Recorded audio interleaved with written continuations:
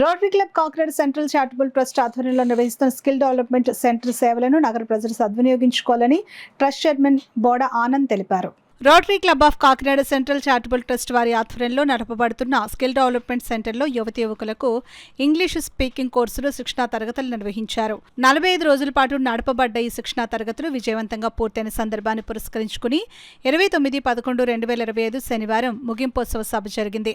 ఎంతో సందడిగా జరిగిన ఈ సమావేశానికి rotary club of Kakinada central అధ్యక్షులు ఉమా అధ్యక్షత వహించగా కార్యదర్శిగా దుర్గాప్రసాద్ వ్యవహరించారు. శిక్షణ ఇచ్చిన జంధ్యాల అరవింద్ను క్లబ్ సభ్యులు ఘనంగా సత్కరించారు. రొటేరియన్లు Suryam, Jayesh Desai, Haribabu, KS Murthy, DL Sastri, Y Venkatesh, Matta Umadevi మొదలైన సభ్యులు అధిక సంఖ్యలో పాల్గొన్నారు. ఈ సభలో భాగంగానే ఉమెన్ ఎంపవర్మెంట్ సెంటర్ ఇచ్చిన శిక్షణలో టాలీ, ఎంఎస్ ఆఫీస్ మొదలైన అంశాలలో కోర్సు పూర్తి చేసిన వారికి కూడా సర్టిఫికెట్లు అందజేయడం జరిగింది.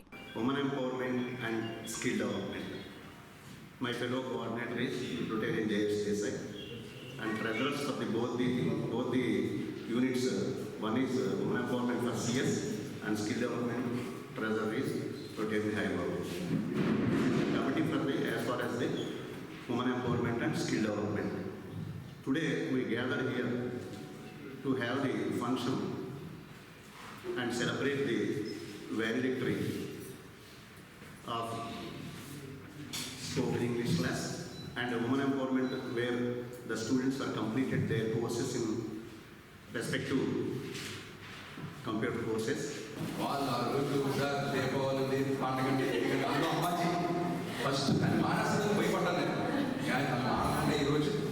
చాలా క్లోజ్గా క్లోజ్గా ఉండి మ్యాథ్స్ గారు చెప్పినట్టుగా నేర్చుకున్నారు కాబట్టి ఈరోజు ఎంతో ఆనందంగా ఉన్నారు.